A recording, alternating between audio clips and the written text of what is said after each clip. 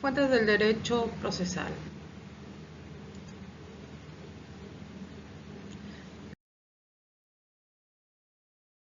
Concepto. La mayoría de los doctrinarios y estudiosos del derecho de las fuentes son el origen de lo que llamamos normas, es decir, de donde nacen y se crean las normas jurídicas.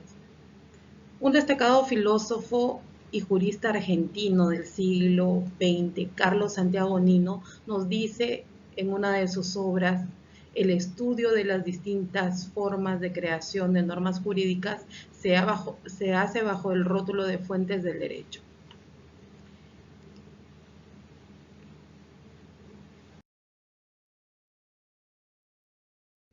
Fuentes del derecho procesal.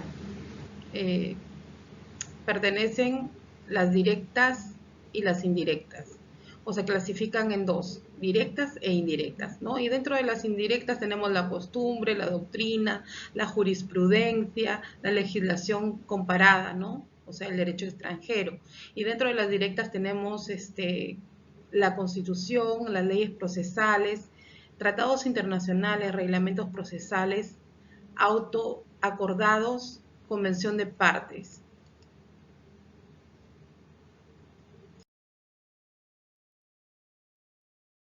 Requisitos de la costumbre jurídica. Tenemos el uso generalizado, conciencia de obligatoriedad y, por último, antigüedad. Pero, ¿qué es la doctrina? La doctrina está presente en la ciencia jurídica, donde también se llama derecho científico o doctrina jurídica, y son estudios desarrollados por juristas a fin de comprender los temas relacionados con el derecho, como las normas y las instituciones. Es una fuente del derecho.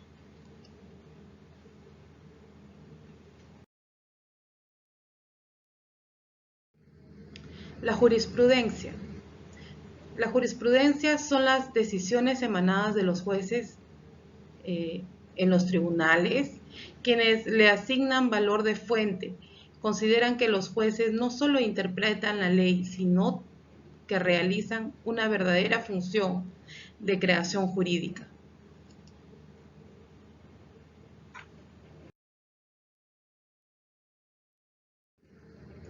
La legislación. En los países de derecho escrito, la legislación es la más importante de las fuentes formales. Es el proceso por el cual el Estado formula y promulga reglas jurídicas de observancia general, a las que se les da el nombre de leyes. Estas son producto de legislación. En la mayoría de los estados modernos, la formulación del derecho es casi exclusivamente obra del legislador.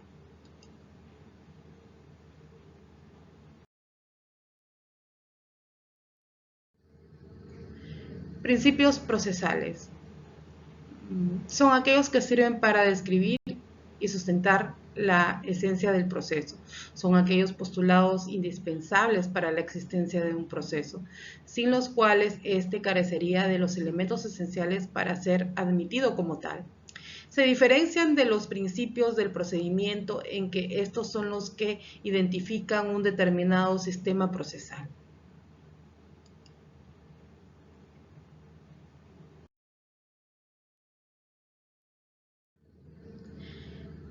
Los conflictos con relevancia jurídica solo pueden ser resueltos por el Estado. Ningún otro órgano puede irrogarse dicha función. La persona emplazada por un órgano jurisdiccional debe someterse al proceso instaurado contra él y debe acatar también la decisión que finalmente se aporte.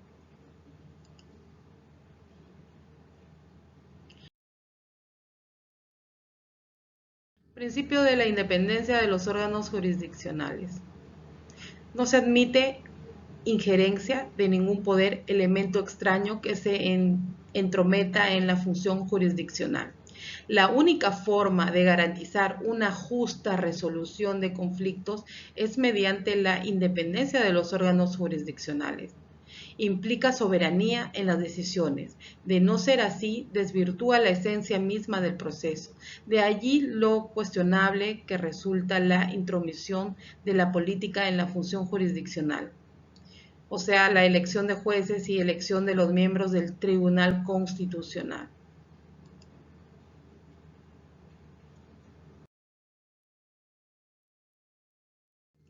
Principio de imparcialidad de los órganos jurisdiccionales.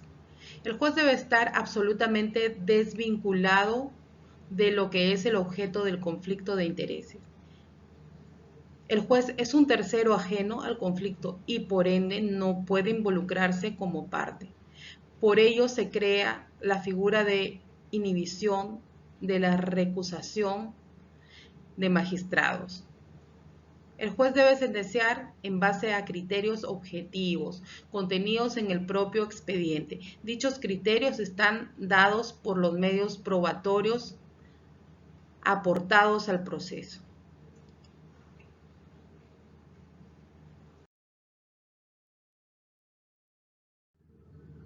Principio de la contradicción o audiencia bilateral. Todos los actos del proceso deben realizarse con conocimiento de las partes. Todo lo que suceda al interior del proceso debe ser conocido por ambas partes, independientemente de lo que cada quien decida hacer. La notificación procesal adquiere una connotación especial.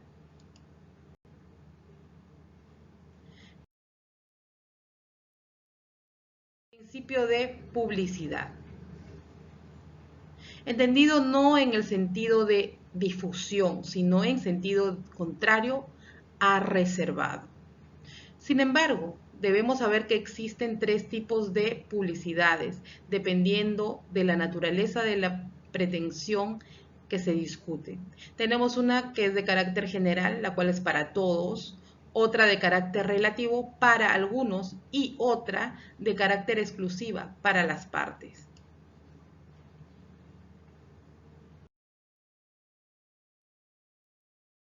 Principio de obligatoriedad de los procedimientos establecidos por la ley. La norma procesal es una norma de derecho público, razón por la cual es de irrestricto cumplimiento. Una vez instaurado el proceso, este debe seguirse respetando rigurosamente las pautas indicadas en el propio ordenamiento procesal. Por ello existe un orden en los actos procesales y tiempos específicos para realizar las actuaciones respectivas.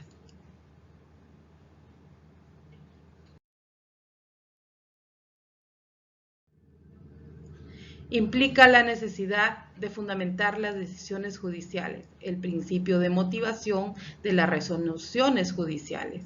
Constituye una garantía de la administración de justicia, toda vez que brinda a las partes y a los ciudadanos en general la posibilidad y el derecho de conocer las razones por las cuales el juez ha tomado determinada decisión. De esta manera se evitan arbitrariedades y se permite a las partes usar adecuadamente el derecho de impugnación contra las sentencias.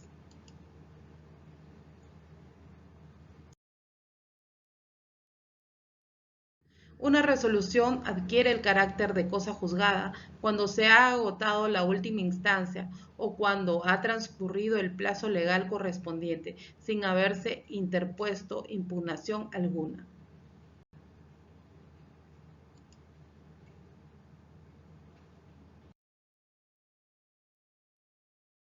Principios del procedimiento son aquellos que sirven para describir la naturaleza y el contenido de los sistemas procesales.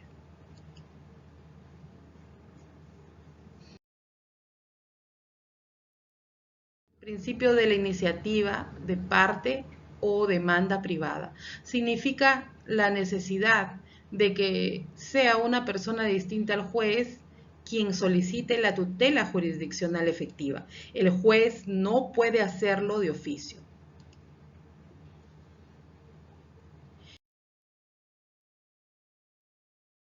Principio de congruencia. El principio de congruencia, el juez puede dar, no puede dar más de lo que la parte pide. Si bien el derecho procesal es de naturaleza pública, los derechos que en él se discuten son de naturaleza privada, por lo cual son las partes básicamente el demandante quien delimita el escenario. El derecho que el juez declara en el proceso es de naturaleza privada, por lo cual el juez no puede excederse de la voluntad del accionante.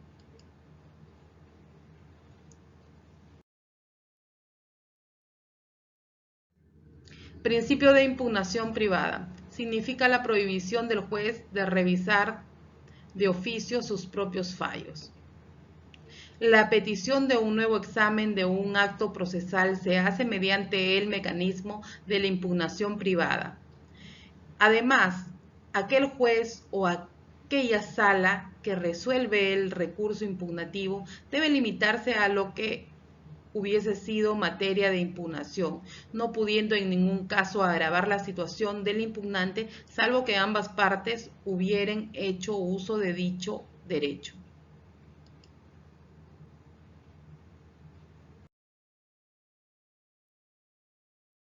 Principio de dirección jurisdiccional del proceso. El juez es el titular de la función jurisdiccional del Estado y por ende es la figura más importante dentro del proceso, dado que es quien va a tomar la decisión final.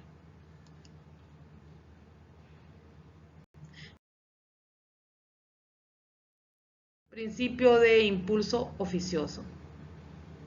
Es la facultad del juez para conducir y hacer avanzar automáticamente el proceso. Sin embargo, este principio debe complementarse con el impulso de las propias partes que le brinden al proceso, siendo ellas las principales interesadas en lo que se resuelva. El juez ya no es más un simple espectador, sino que interviene haciendo que el proceso avance.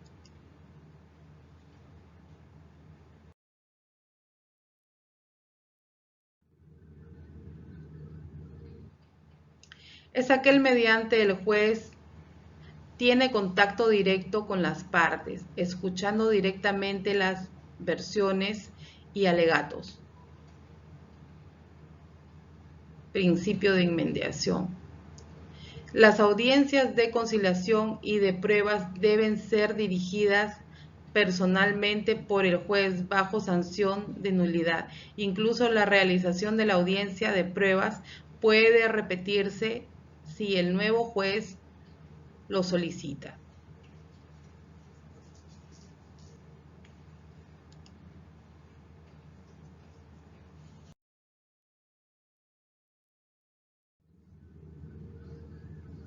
Principio de la buena fe y lealtad procesales.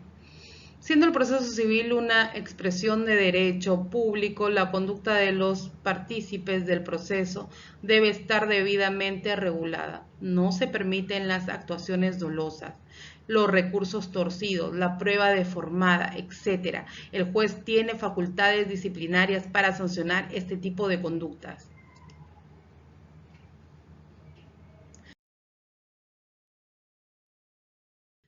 Principio de economía procesal.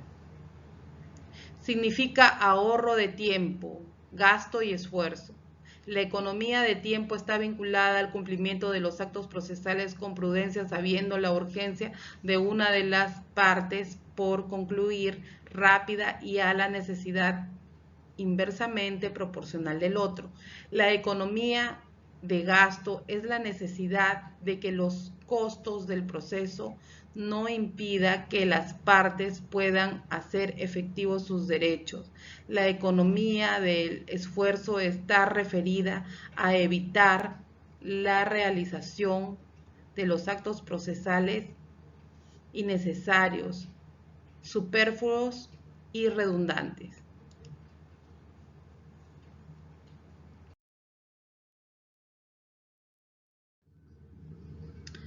Principio de la celeridad procesal. Se expresa a través de la perentoriedad o improrrogabilidad. de los plazos, así como en el impulso oficioso del proceso que permita prontitud en el acceso a la justicia. Aquí lo más importante es tener en cuenta que una justicia tardía no es justicia.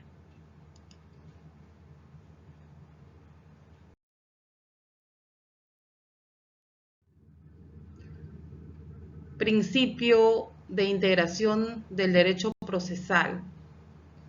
Es la necesidad y la obligación que tiene el juez de cubrir estos vacíos en base a la búsqueda de lo que se llama el espíritu del derecho, el cual se encuentra en los principios del proceso y del procedimiento, que son herramientas básicas que el juez debe tener en cuenta para un debido proceso.